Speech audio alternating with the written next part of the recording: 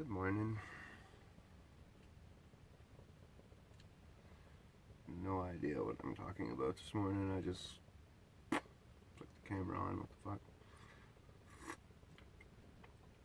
I keep thinking about things, whatever, random topics and stuff, so I figured if I have the camera on, at least maybe one of them might slip out of my mouth. Uncontrollably, just kind of bloop, bloop. Um, it's awful early in the morning. Probably 6 o'clock or something. Um,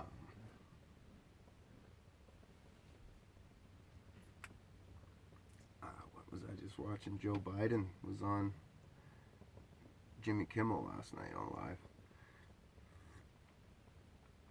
I don't know, whatever, Late Show or the Tonight Show or whatever the hell it is that he is now. I didn't even really like that show when it was Dave, like Johnny. Johnny was, he had some class, boy. Style. He reminds me of one of my uncles.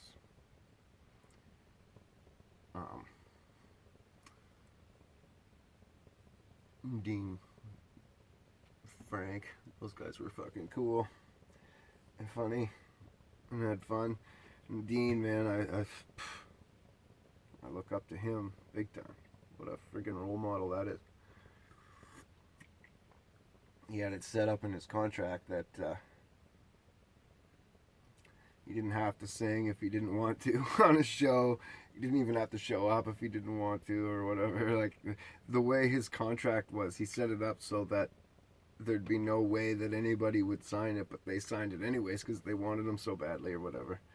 And he didn't have to do any rehearsals. He showed up the day of the recording, and they had a stand-in for everybody else to rehearse around him, and he'd watch. They'd tape the rehearsals, so he'd watch one rehearsal front to back, watch the show with the stand-in guy playing his part, and then he'd go out and he'd do the part. That's pretty freaking amazing, really. And I don't know. And then of course he'd just throw his personality right in there and change it and do whatever. A fascinating individual, anyway. If you get a chance to watch some documentaries on his life or whatever, him and Frank, they were pretty cool.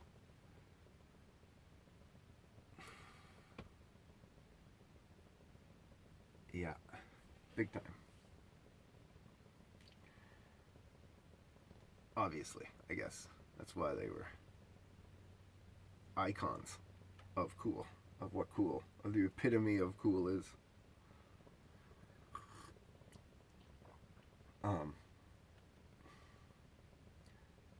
I never fit into that.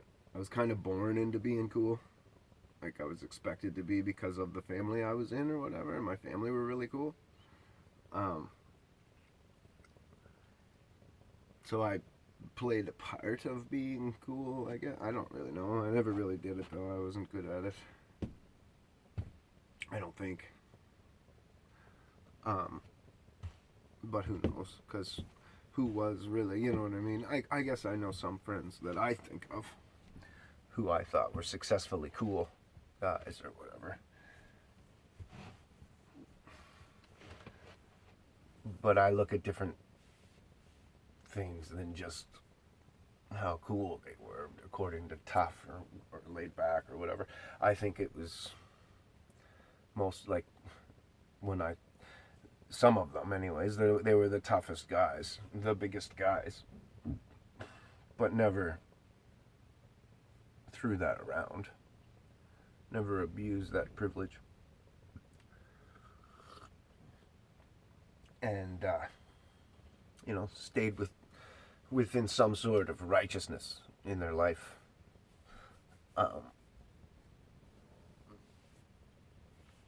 Obviously, well, that's perfect. I know those guys, and they ended up, cheating on women, and that was kind of more their thing. In the most cases, anyways, those guys end up being too cool and goes to their head, and women come too easily, and then that goes to their head, and then they don't have possession of their own head anymore, I guess. We're so fucking weak and fickle, even in our toughness, even our strongest or whatever. Mentally, physically, it doesn't matter how strong you still get bent right over by your own desire of some sort.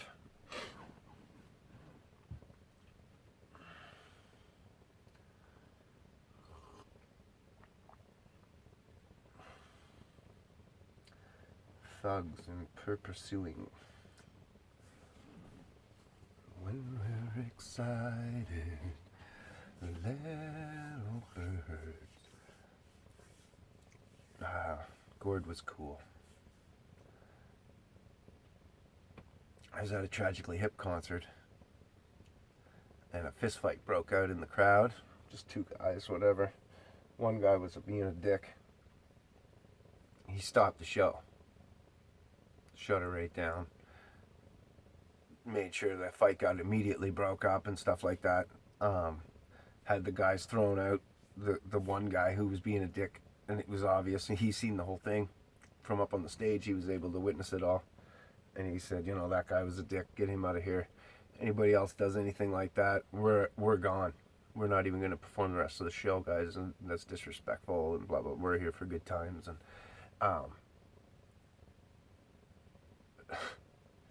And then went back about the show, finished it out. And then you watch that that show there a couple months back, whatever it was, with those kids all trampling each other and stomping each other, and Buddy just kept on playing, keeping on.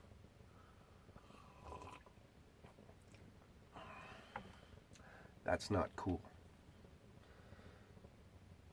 You know, it might sound cool.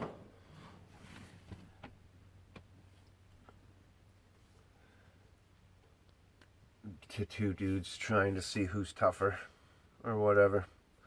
Like, you know, two douchebags talking about how tough and cool they are.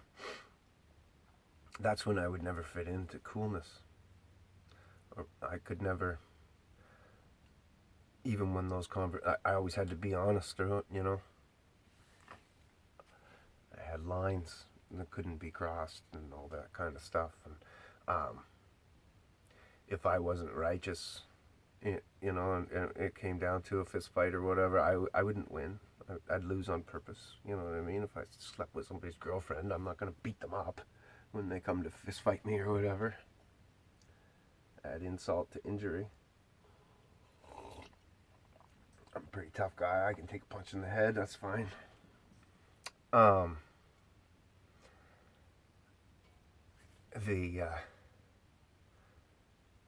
important thing was that I was righteous. If I was righteous or not. That was always what was my thought and standard in life. I didn't want to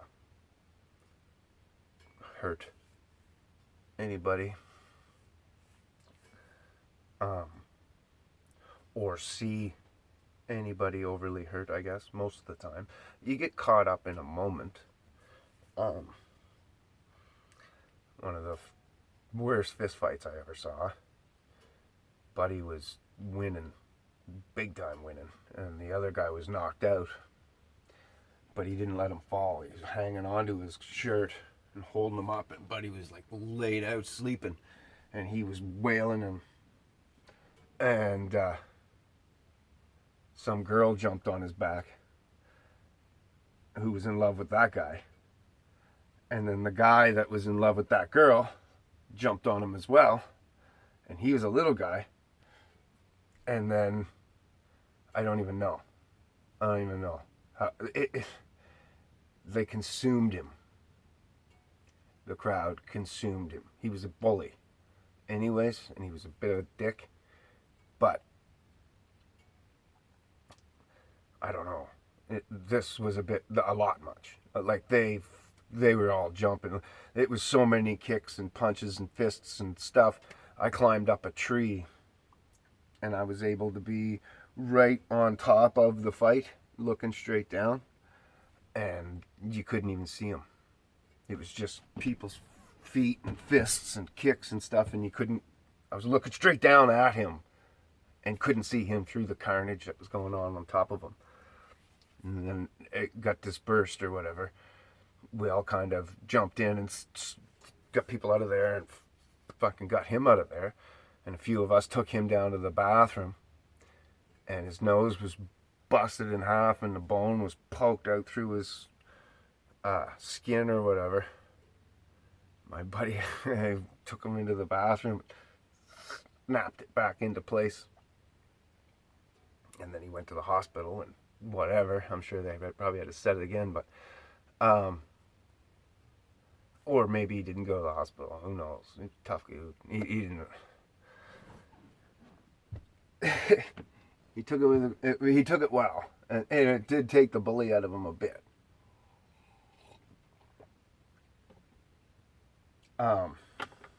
But either way, it was fucking brutal. I don't know why I told you that story. I don't even know. I don't know. Just blah today. Talking Sunday. Church today. Talking about Esau in our church this week. Last week. And I believe the week before. And the Edomites. Ooh, no, we're not. No, that's on Tuesdays. That was Bible study. No, we're talking about I ams. Statements.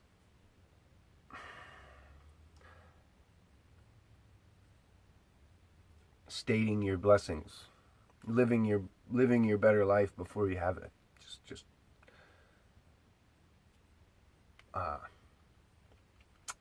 telling, basically willing the universe into what it is that you want or whatever. It's an interesting sermon. And just, obviously he's God, not the universe. And so am I. But I'm starting to see it differently where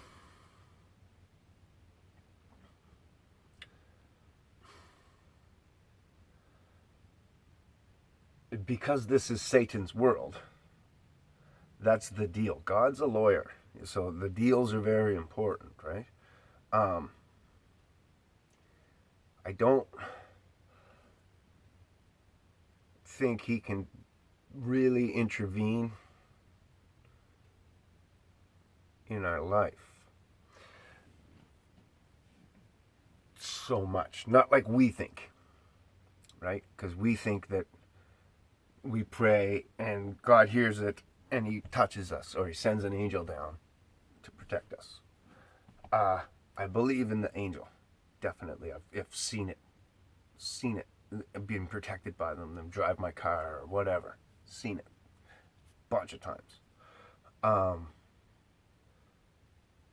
Getting lost in the woods. Pray. Immediately find your way out. Kind of like just seen things happen that shouldn't have happened that way. Fall asleep at the wheel in the car, drive 20 miles on the highway and stay on the highway and wake up at the exit and take your exit and go home and go to bed. Like, I've seen crazy things happen in my life that were unexplainable. Other than, yes, God has sent the angels down to protect people. Especially from ourselves. Because we're our own worst enemy. But the way the universe power works, how to tap into God. Yes, prayer, obviously. He set it up so that if you do these things, you will tap into the blessing power that he left on earth. But he can't affect that as much as we think. He made a deal. So he's not allowed to break his own deals. God doesn't, he's not a man that he should lie. So if he said, Satan, this is your world now, or, you won it from Adam, whatever, and then sent Jesus down to win Adam's soul from hell, but he never personally reached in and broke the covenant and the contract that he made with Satan. So then we can tap into that power train, that line that he left.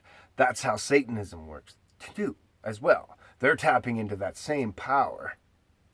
It's just, here's God's road through it, and it's a narrow little trail that you gotta weevil through, and then there's tons of roads, other ways into it, but each of those roads will only take you so far, and then they stop.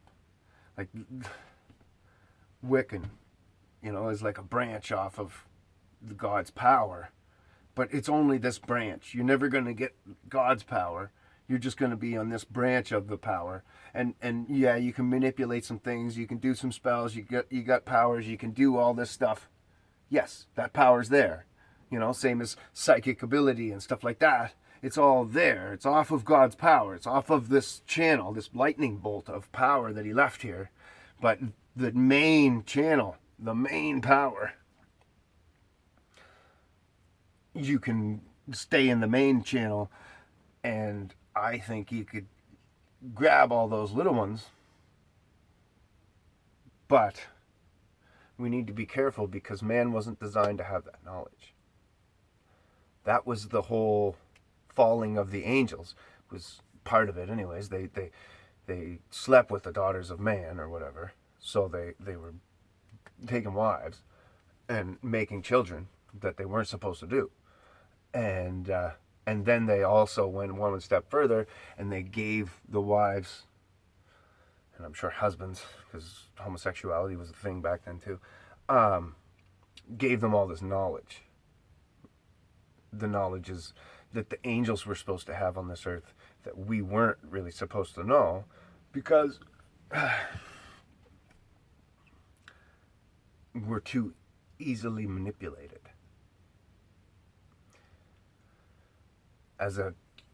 In that main channel of God, now if I went off into this I went this way, say, so I go off into this Wiccan channel and start manipulating the universe to my benefit and the earth to my benefit, then the chances of me coming back into this main channel to finish my real journey are slim, right? So we got to be careful about how much knowledge we actually absorb when it comes to, not all knowledge is power, right? So you just need to be careful about how much power you have, and every time we gain knowledge or power, to make sure to go back to God, so that you can learn how to use that, and don't keep learning more knowledge and just try to in order to try to manipulate everything at once. Like I said, those are trails, but you're gonna get stuck in them. You're not even supposed to really be there as a human. Those were supposed to be knowledge trains for the angels to use to help us in our lives a bit, and to be around. Like, I'm sure the angels built the pyramids. That's the only thing that makes sense. And they used the knowledge that God let them have in order to build them, and they were able to change the frequency of the earth, and up the cell count of the animals, and up the nutritional values and stuff in the mineral counts in the waters, the things that the pyramids did were amazing. And all these healing properties and healing, mental healing and all kinds of stuff. Just living around a pyramid is beneficial to all life. So if all of the pyramids all over Earth, and they're everywhere, if they had all been not underwater and ice and snow and shit back before the flood, then they'd have resonated that power over the whole Earth. And so everything would have had a higher cell count. Everything would have, just had more energy and less depression and happier and just ran at this better, more optimum frequency. Especially because all of our technology and our phones and our shit and our phone, everything that we have changes frequency. So when it screws with frequency, it screws with you. It screws with your internals, the way you think and feel and act and all that stuff. So that's why it's good to get away from as much tech as you can. Like, you shouldn't have a microwave in your house. Fucking horrible. You really shouldn't have a keyboard in your house. They're horrible. A television, horrible. Those were the worst things that I could find. Digital radios, like the digital clock face and my radio, my amplifier. It wasn't that new.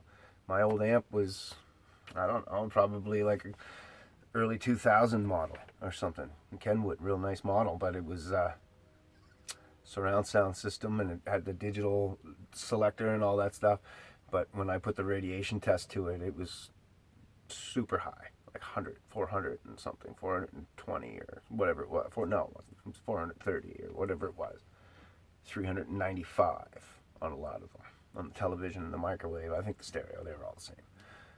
And cranked it. And the Danger's at 40. Goes beep, beep, beep at 40. And it says danger on the little thing. And this was going right at 300. And then on VPN mode or whatever, Danger's at 4. And it was cranking up to like 8, 10. So that's a lot. It's huge, over danger levels. And so we live in that all the time. Most of us. And then wonder why we have road rage and aggravation and short fuses with each other. Especially with strangers. Right? You don't... Maybe in the store you got some time for strangers and stuff. Like around here in the small town, we all smiling, happy, and hello. Well, getting less and less all the time. But a lot of us are still that way. Whereas, other places it's less and less all the time, and we're getting this push to inhumanity. And then if you're in your car, the other person isn't even a person anymore. Now they're just another car. Or whatever, like, you're not actually looking somebody in the fucking eye anymore that's in your way or that's being stupid. The two ladies taking up the whole aisle with their carts, chatting with each other or whatever, so nobody can go by, and you got 3 people standing behind them and they don't move. They just keep chatting away, right? Until somebody like me comes along and says, "Excuse me, girls, move." Time and a place, right? Like, I don't think I'm the rude one in that situation. Now, you might think that I am the rude one, and in which case I think you're rude. If you're going to stand there and take up the aisle, it's like somebody driving in the hammer lane and doing like 110 or 115 and staying in the hammer lane so that I got to pass them on the inside. You're rude. I'll get up behind you and beep the horn. That's what your horn's for. If they don't move, then I'll get over into the beat the horn again, shoot by you, make me pass you on the inside. I get, and then look in my rear view and they'll get over after, like clue in. Who taught you people to drive? And how can you be so inconsiderate to not think about anybody else on the road except yourself? You just. But I know people that actually do, and my dad's girlfriend's like that. And that's why I can't go to my dad's house anymore. I hate her. She's a bitch. But she's the same type of woman. She married a dude for money, screwed his kids over in the when he died. Like, she married him when he was old. He died. She screwed the kids over, spent all the money all up and everything, and bought her new husband, basically, or whatever, and then got more than she could bargain for when she bought him. She bought a lemon. But whatever. Anyway, fucking just an idiot. It's funny because she's got 3 husbands or whatever. 4, really, I guess, if you count my dad. First one left her and the kids. And I'm sure he was a dick. But I'm sure she was pushing him. Anyway, the next one, his kids hate her after he died. The next one, his kids hate her after he died. My dad, I hate her after my dad had a couple strokes. He's not dead yet. He's just gone. My sister doesn't hate her yet. But has over the years because of her attitude and her arrogance and she tries to teach you, or she talks to you like she's a therapist or whatever all the time. Where she's got the therapy trick that she does is where she'll ask you a question. How are things? And you say, oh, they're pretty good, blah, blah, blah. And then she'll stare at you.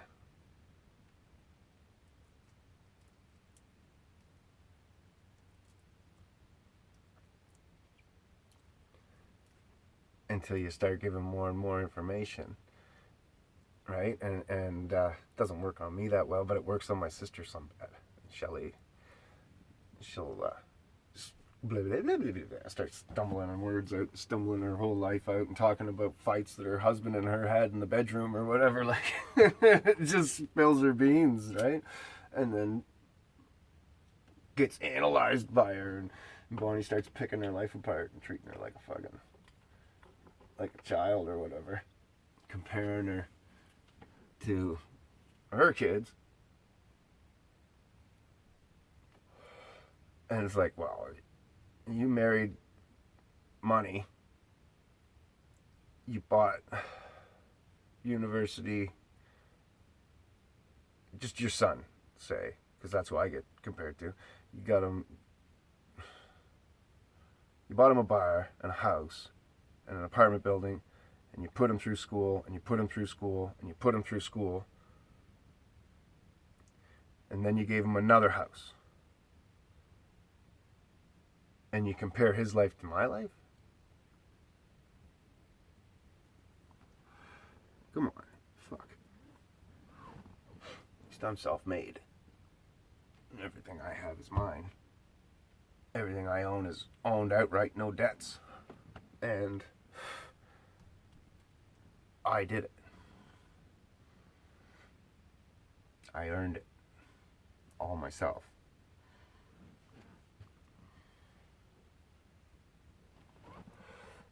So, I'm running out of time. But, yeah, anyways. So those are the kind of people that are driving the fucking hammer and piss you off and like that. Give you the road rage, but it's all because your frequency's off. Or you wouldn't really give a shit about any of that stuff. That was my point. It would roll off your back. Especially the road rage stuff. Don't listen to the radio in the car. Because that throws your frequency way off.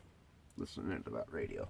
They even have a static in the background that throws the frequency of the sound off even more than when they recorded it off. so that it gives you more road rage, exponentially more. Even if you're listening to talk radio or whatever, don't matter. Shut that shit off. This is something else. Listen to your brain. Talk to yourself. Do a fucking podcast while you're driving. Good time to think. It's like when you're pooping. You think you're best. No, I'm not pooping. Okay, have a good day.